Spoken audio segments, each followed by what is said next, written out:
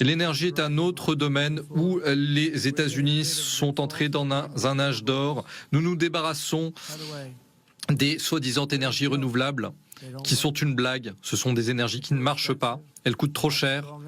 Elles ne sont pas assez puissantes pour assurer la grandeur d'un pays. Ces éoliennes dans le désert, c'est quelque chose de pathétique, c'est quelque chose qui coûte beaucoup trop cher et on doit les reconstruire sans arrêt. Elles sont sans arrêt en train de pourrir, de rouiller. C'est la source d'énergie la plus chère qui ait jamais été conçue. On doit gagner de l'énergie avec l'énergie, pas perdre de l'argent.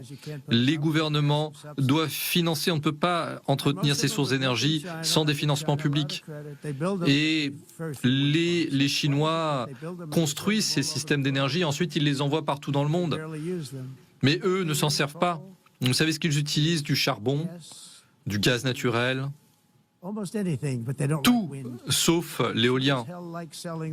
Mais ils aiment beaucoup vendre les éoliennes. L'Europe, au contraire, a beaucoup de chemin à faire, avec de nombreux pays qui sont au bord de la destruction en raison de leur programme écologique. Et je veux rendre hommage à l'Allemagne qui suivait un parcours très délétère à la fois sur l'immigration et aussi sur l'énergie.